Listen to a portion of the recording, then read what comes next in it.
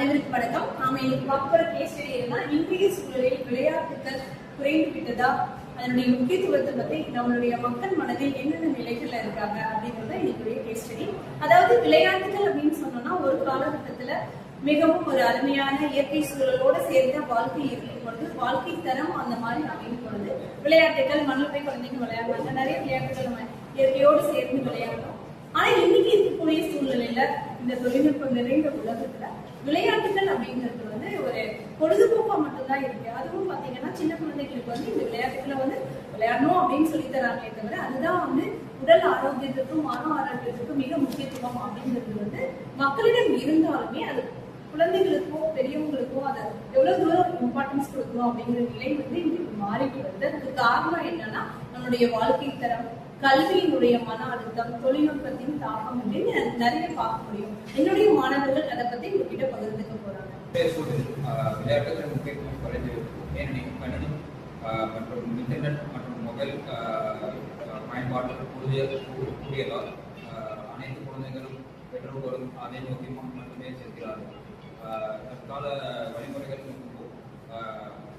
மனநிலை மற்றும் உடல்நிலை பாதிப்புகள் எல்லாம் கூடி வருகிறது. மனநிலை என்று கூறினால் அவர்களுக்கு என்ன அடுத்து செய்ய வேண்டும், அவர்களுக்கு எதை நோக்கி வாழ்க்கை தொடங்க வேண்டும் என்று அவர்களுக்கு பிடித்தவும் இல்லாத அவர்கள் வாழ்க்கையை நோக்கி மூளை வளர்ச்சி தான் வாழ்க்கைக்கு மிக முக்கியமானது. மூளை வளர்ச்சி மற்றும் உடல் ஆரோக்கியம் என்பது வாழ்க்கைக்கு அத்தியாவசியமாகும்.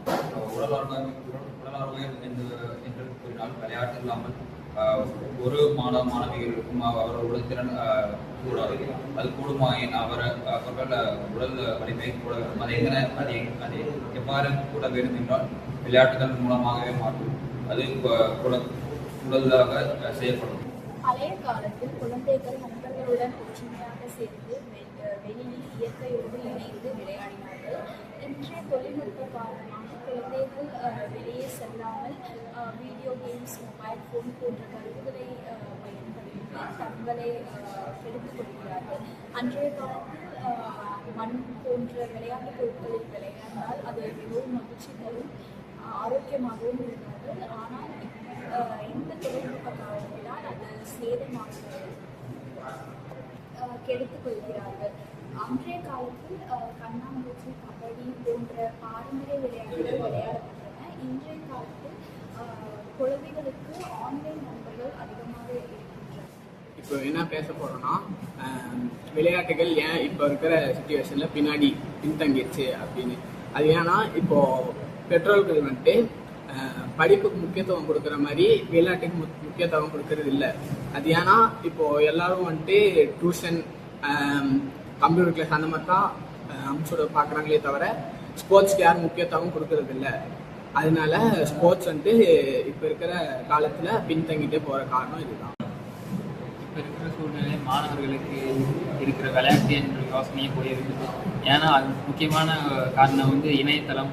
ஏன்னா அதில் இணையதளம்னா நிறைய ஆன்லைன் கேம்ஸில் வர ஆரம்பிச்சதுனால எல்லாம் அதே விளையாட ஆரம்பிச்சிட்டாங்க. இன்னொன்று இடம் இல்லாது டெக்னாலஜி நிறைய வளர்றதுனால இப்போ நிறையா ஆஃபீஸில். ஓகே, இப்போ விளையாட்டு போட்டியில் நிறைய பேருக்கு ஆர்வம் கம்மியாக இருக்குது. அதை எப்படி இன்க்ரீஸ் பண்ணுறதுன்னு சொல்லி ஒரு சின்ன டிப்ஸ் சொல்கிறேன். அதாவது என் கிளாஸில் என் ஃப்ரெண்ட் இருக்காங்க, ஆதிகான்னு ஒருத்தவங்க இருக்காங்க. அவங்களுக்கு எப்படின்னா கிரிக்கெட் பற்றி எதுவுமே தெரியாது. இப்போ ரீசெண்டாக ஐபிஎல் பார்க்க ஆரம்பித்தாங்க. அவங்க ஒரு டீமோட ஃபேவரட், ஒரு டீமோட ஃபேன் ஆகிட்டாங்க. அது மூலமாக அவங்க இப்போ ஒரு 2-3 மேட்ச் பார்க்க ஆரம்பித்தாங்க. தென் கிரிக்கெட் பற்றி கொஞ்சம் நாலேஜ் வந்துருச்சு. அதுக்கப்புறம் அவங்களுக்கு இப்போ கிரிக்கெட் மேலே நிறைய இன்ட்ரெஸ்ட் இருக்குது.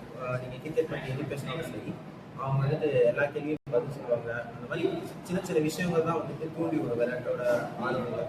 ஸோ அந்த மாதிரியான விஷயத்தில் இன்க்ளூட் ஆனால் தான் உங்களுக்கு விளையாட்டோட இன்ட்ரெஸ்ட் தெரியும். அதனால நிறைய யூஸ் இருக்குது, உங்களுக்கு நாலேஜும் இருக்கும். கிரிக்கெட்டை பொறுத்த வரைக்கும் பார்த்தீங்கன்னா மேத்தமெட்டிக்ஸ் எல்லாமே இன்க்ளூட் ஆகிருக்கு. ஸோ அந்த மாதிரியான விஷயத்தில் நிறைய இன்க்ளூட் ஆகும், உங்களுக்கு ஹெல்ப்ஃபுல்லாக இருக்கும். இன்றைய நிலையில் விளையாட்டுகளின் முக்கியத்துவம் குறைந்து விட்டது என்று சொல்வதை விட அதாவது விழிப்புணர்வு அதிகரித்து வருகிறது என்றுதான் சொல்ல வேண்டும். மாற்றங்களுக்கு ஏற்ப வாழ்க்கை வசதிகளும் மாறுவதை கூட விளையாட்டுகளின் நிலைகளும் புதிய வடிவம் தெரிவித்தன. அன்றைய காலத்தினுடைய விளையாட்டுகளை நம்ம இங்கே பார்க்க முடியலனாலும் இணையதளத்தில் நிறைய விளையாட்டுகள் குழந்தைங்க விளையாடுறதுனாலும் விளையாட்டுகளுடைய முக்கியத்துவம் குறைந்து விட்டதுன்னு சொல்லலாம். ஆனா அப்படி குறைந்து விட்ட போதும் பள்ளிகள்ல பாத்தீங்கன்னா விளையாட்டுகளுக்கான முக்கியத்துவத்தை கொடுத்து உதவித்தொகைகள் தந்து அவங்க விளையாட்டுல மிகப்பெரிய அளவில் வரணும் அப்படின்னு முயற்சி செய்யறாங்க. இப்ப விழிப்புணர்வை நாம் இன்னும் ஏற்படுத்த தவறிட்டோம். அந்த விழிப்புணர்வை அதிகரிக்கும் பொழுது பெற்றோர்களிடமும் சரி மாணவர்களிடமும் சரி விளையாட்டுகளுடைய முக்கியத்துவம் புரிய ஆரம்பிக்கும். இப்ப விளையாட்டுகள் இன்றைக்கு குறைந்து விட்டதே தவிர அதனுடைய முக்கியத்துவத்தை நாம் மறந்துவிடவில்லை என்று நாம் இந்த ஆய்வை முடிவு செய்வோம்.